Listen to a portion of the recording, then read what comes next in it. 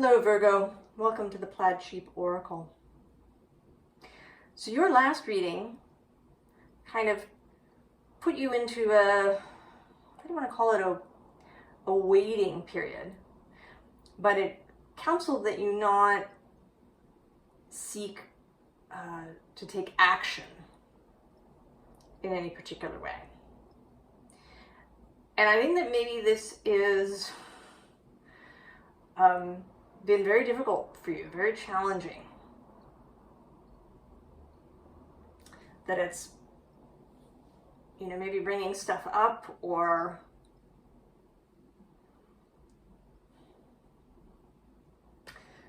we begin with this, and it's actually the very first card in this deck, to walk the lonesome road.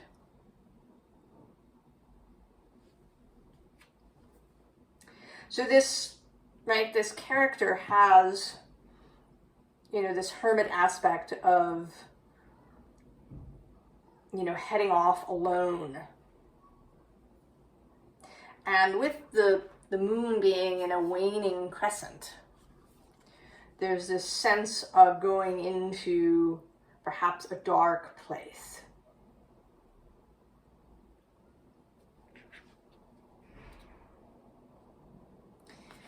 But then the other card that comes out is the Liffruma card, which, while not the first card in the deck, is the card the deck is named for. The elven ring is the singing of love. The sound resounds from high above everything and hums below a long, slow ground bass flow. Bask in the bliss.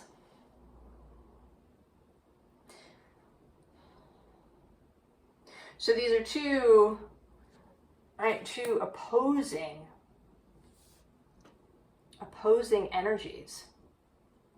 I mean, even the color scheme, right? This kind of setting sun going into darkness, and then this pinkness.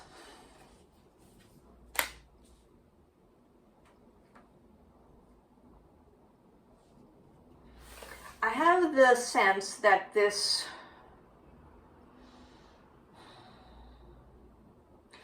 period isn't incidental, that there is a reason for it. This period of inactivity, although not really, right? Like, you're doing stuff, but you're not, right? You're sort of not focused on the goal.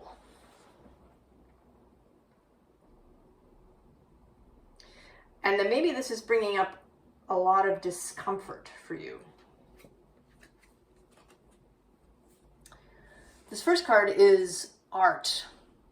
Temperance in this deck, but, really emphasizing alchemy as the meaning. Right? The creation of art, the art of alchemy, the art of change, of transmutation, the art of taking those things that cause us difficulty and transforming them into something that's really beautiful and useful, perhaps, because the Three of Discs Works card is right underneath. And actually below that is the moon. Oh my goodness. Then the High Priestess. And the Tower. Oh, and the Fool.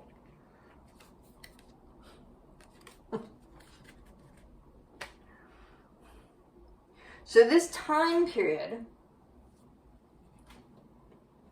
when everything that you could do in pursuit of your goal has been done,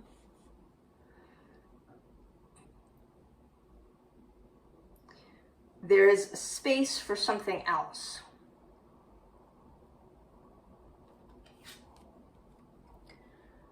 And there is this Five of Swords defeat card. This is the, right, the mental, static, you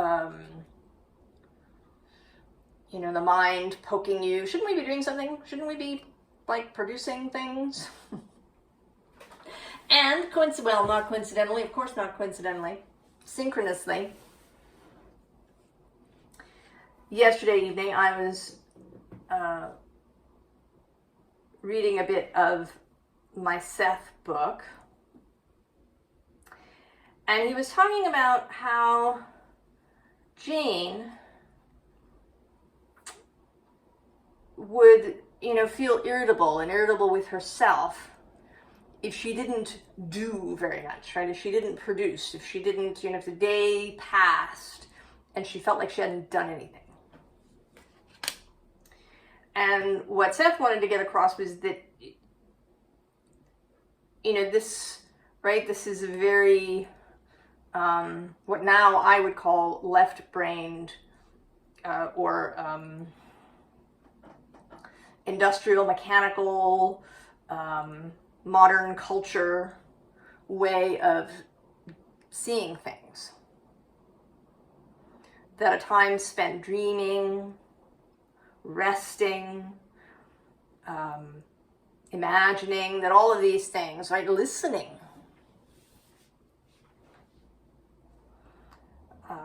is just as important, if not more so perhaps, than the doing aspect of things.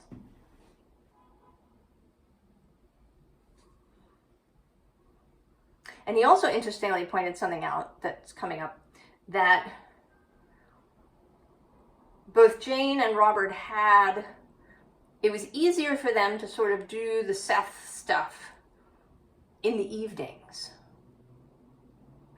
right? They felt the evening was a more flexible time, a more magical, what one might call right-brained time. They didn't feel the same strictures, right? Because day is associated for us with productivity, right? You work 9 to 5. But that's our, that's society's delineation. You do have all of this, there is all of this fire and movement within you. We have this Princess of Wands, a very dynamic energy. You know, just throwing yourself, right? You want to throw yourself into something. And then on the other side, we have the Seven of Wands, Valor. And that may be a thing too, you know, we associate courage with doing. Right? If you're brave, you do something. Right? You rush in, you face down your opponents, you go into the breach, you take the action. But maybe there's valor in not acting.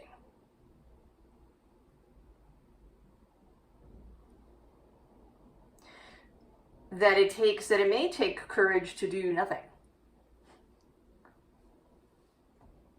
To be still. Right, and in between these two, we have this Chariot. And today it looks, you know, it looks as if the Chariot is quite still, all of its griffins and sphinxes here are still, and the night is still, but I have this sense of this wheel here spinning really fast.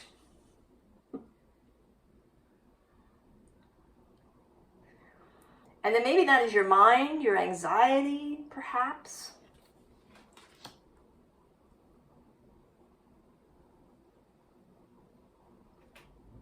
that's spinning so fast.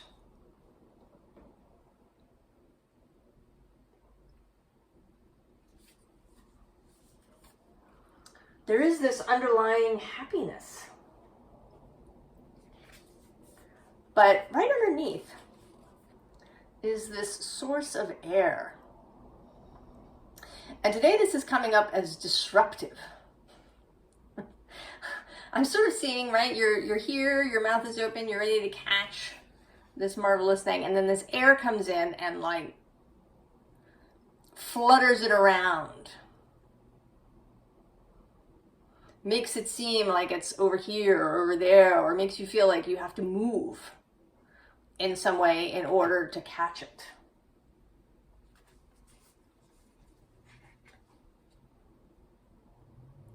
And this is a mental thing. And then these next three cards,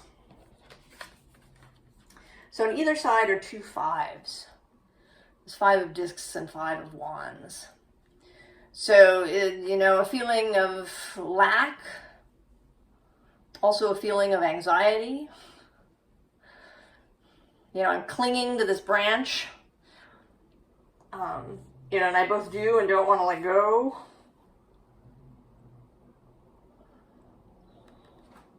And then in between them is this 6 of air, which feels, again, like running, like this wheel is just spinning and you're needing to keep up with it. That there's something, it's like an itch. There's something I should be doing. There's something I'm not seeing. There's something I've missed. What is it? So now, from my deck, the underlying once upon a time. Once upon a time. And at the bottom of this deck, we have initiation.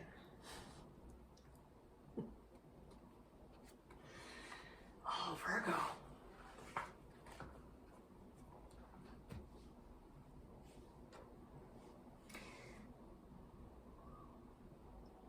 The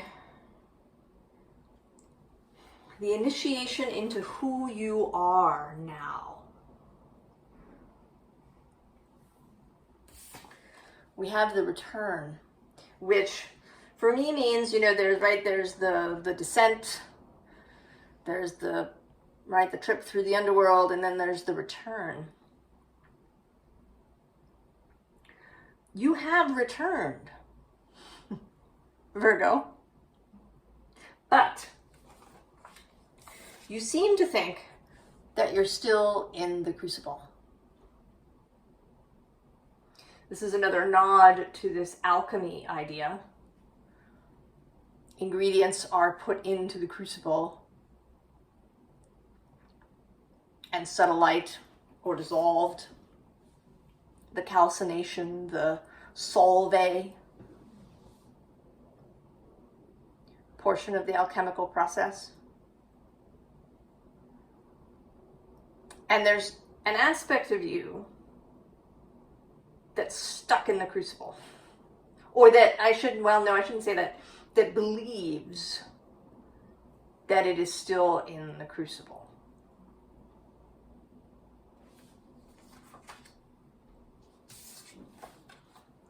And so then we have the hieros gamos, the holy marriage.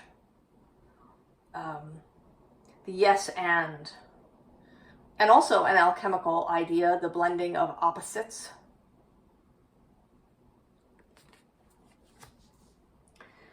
So there's something here, Virgo, about earth and air. I want to say, rather than fire and water, it's earth and air. That's your combination. You are an earth sign, but Mercury is your guide. And Mercury isn't, You know, he is associated with air and with the Gemini sign, but he isn't in, right? He's his own thing. He isn't, you know, he has air in him, but he's also got, you know, all of the planets have multiple elements, right? The signs are sort of uni-elemental, but the planets are beings like us. They have, you know, multiple energies. But he is very, right, he's got a lot of air energy, Mercury. There's all that speed.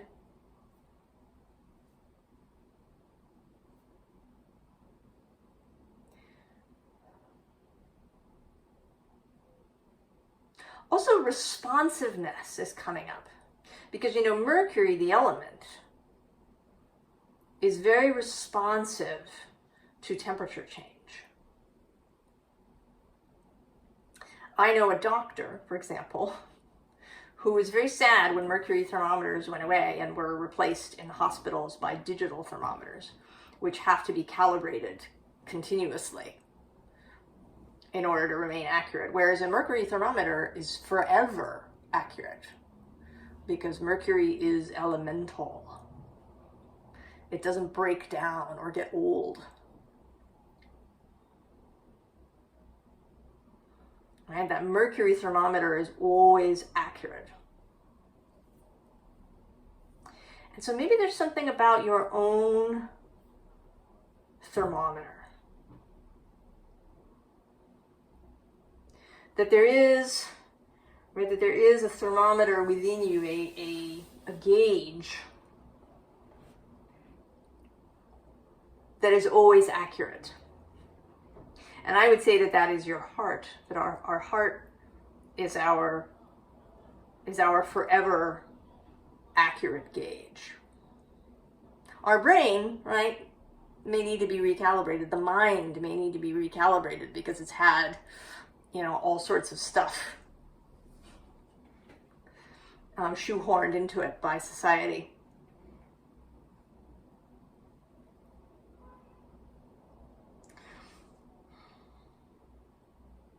And your heart is a place where opposites can meet.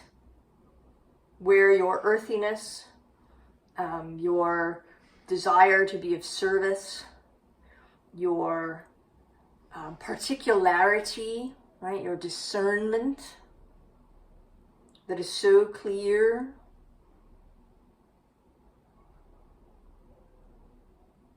can come together with your desire, with your dreams, with your imagination.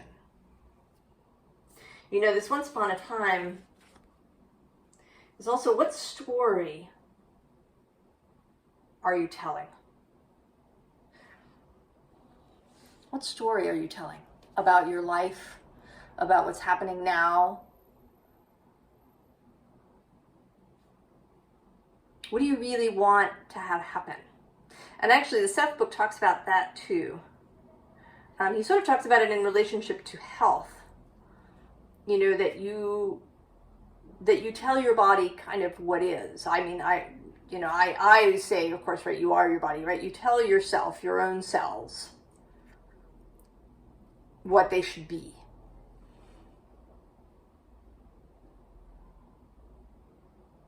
And so often that's what you get, right? Even if you're doing it unknowingly or haphazardly.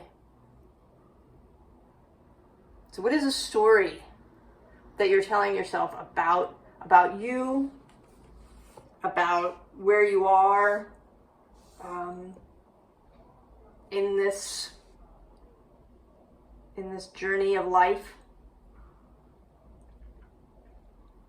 Which is a kind of a journey without a destination, right? It's the journey itself that counts.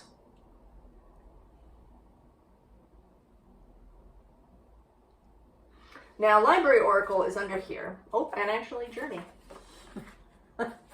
So, you might want to engage in the Library Oracle.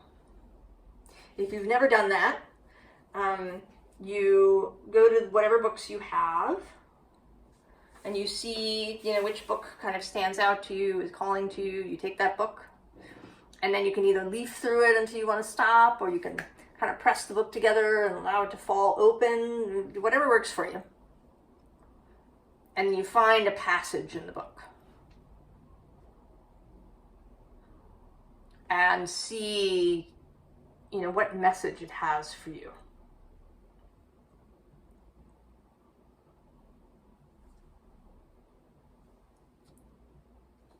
So, Four of Cups.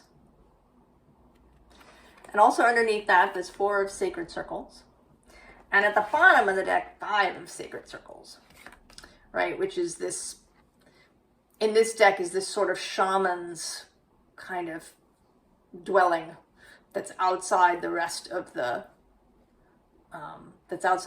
village.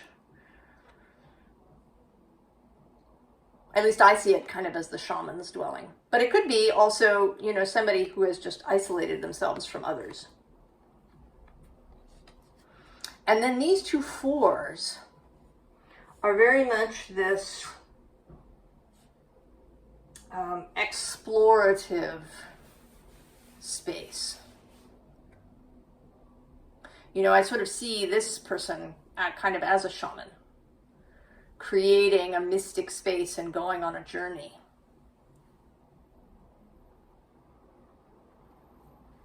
All right, having a real look at that personal grail.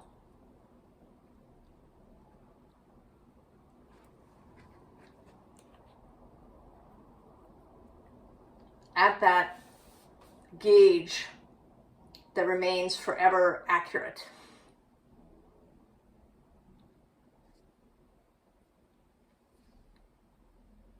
And what is that telling you about yourself?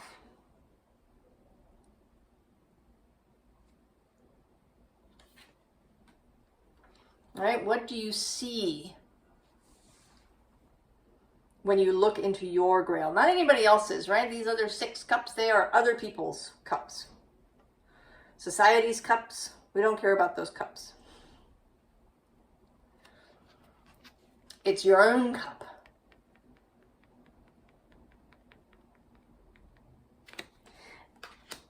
And when you're in there, maybe you will see yourself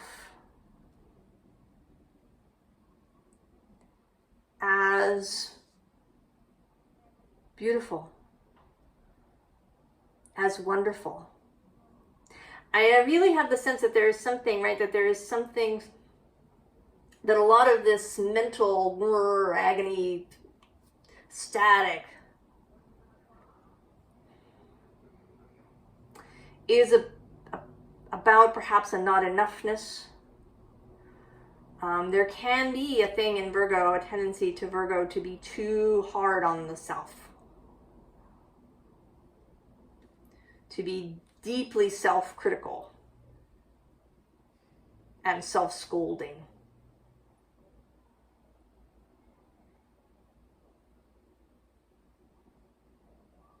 You haven't done enough. It's not good enough. It should be better. I should have achieved more by now.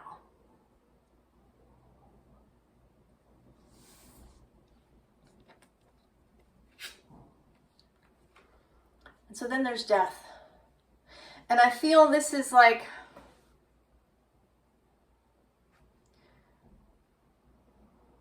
this is like all of you, right? Your elder self and your child self, and then kind of your ghost self.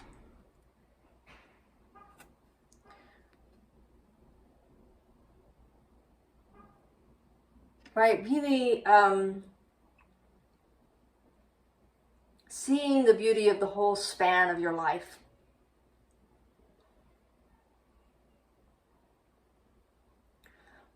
That it is you living it that's what's important. The exact achievements, the tick marks, the whatever they are, the gold stars.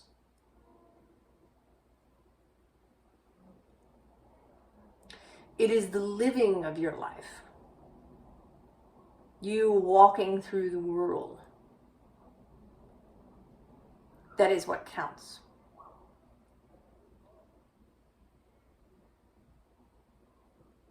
And that you can see that perhaps by contemplating death.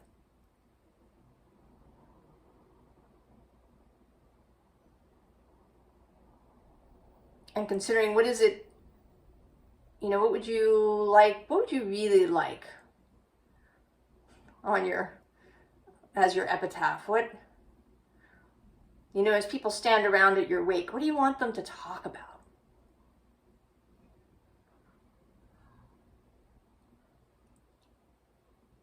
How do you want them to remember you?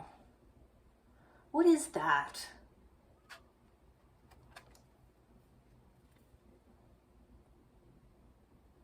What is it you want for your life?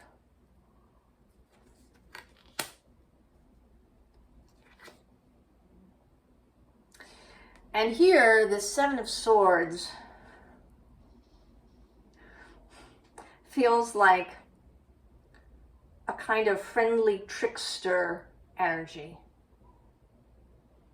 And perhaps this is your guides, your fellowship, coming in to help you. They're like taking away these excess swords.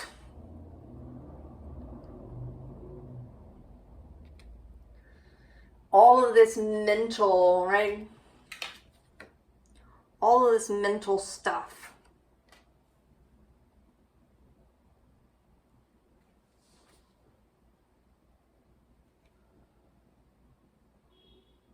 They're taking them away. Right? So that you are left with just one.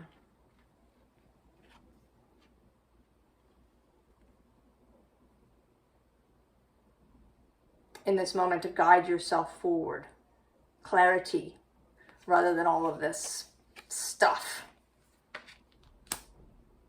Possibly from the past. And so then we have the Hierophant. And I think that this, right, this is you here, not the Hermit, but the Hierophant, who is not alone, not, right, that Five of Pentacles outside of the village. Or at least if you're outside the village, it's just because you need privacy, not because you want to isolate yourself.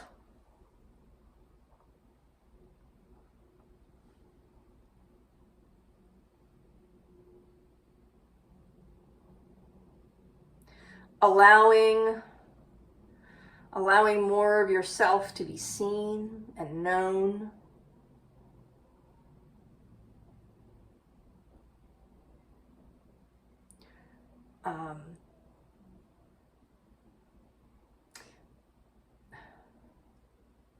Allowing yourself to join in with others.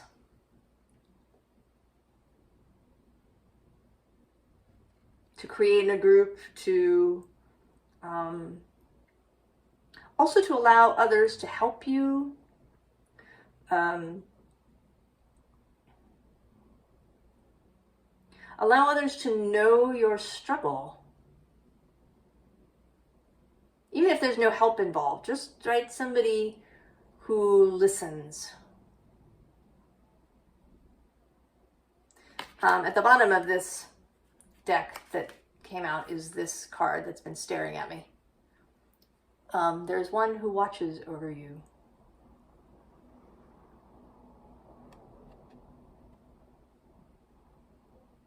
And allow that for yourself.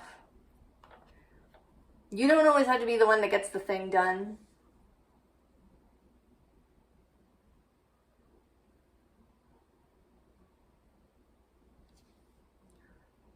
You don't have to solve all of your own internal turmoil. You can share your struggle with someone.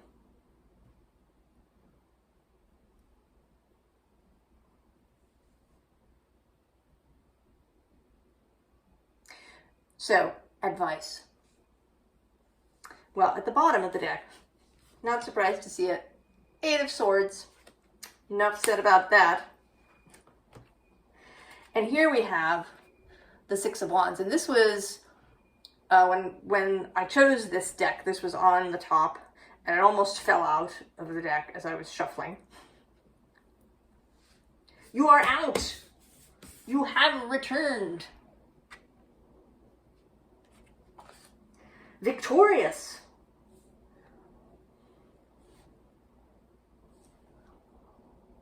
And not because you did, right? You didn't defeat anybody or anything. You're victorious because you gained understanding. And you gained a lot of self-knowledge. And you learned what it was you wanted. There's the Ace of Cups.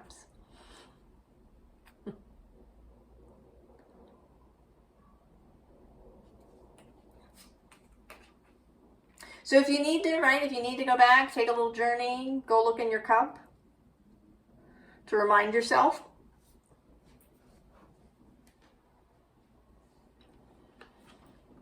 And then we have the Chariot again. And in this case, there is no spinning wheel of mind.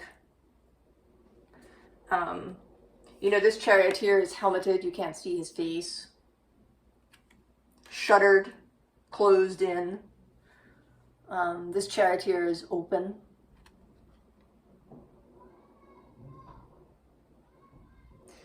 Here there's actually, right, there's 4. There's all of these creatures. Here there's only 2. So we have more, right? There's less noise. And then we have the Hierophant. That internal authority. The as above, so below, as within, so without.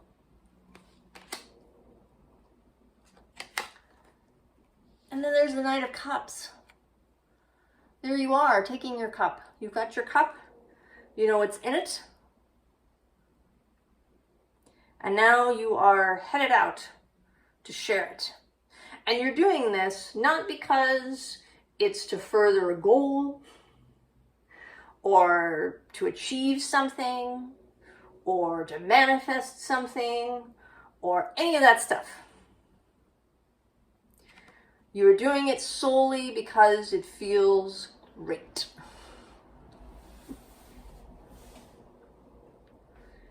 No other reason is required than that you want to go do it. Right? You want to join this celebratory energy.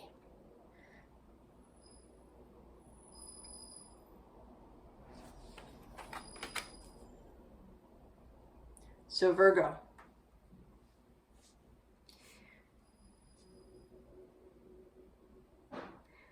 if you are still in this feeling, right? If you've been finding this space challenging, then the advice here is to reconnect to your Grail and your heart in whatever way you like to do. And think about what sort of story you want to tell. What is this life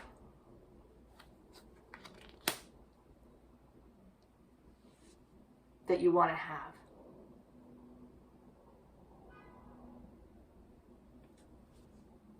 Alrighty, Virgo, I hope this was helpful here in this time, and that when we meet again, you will be feeling better and not all up in your head. I wish you all the very, very best, and I'll see you next time. So long.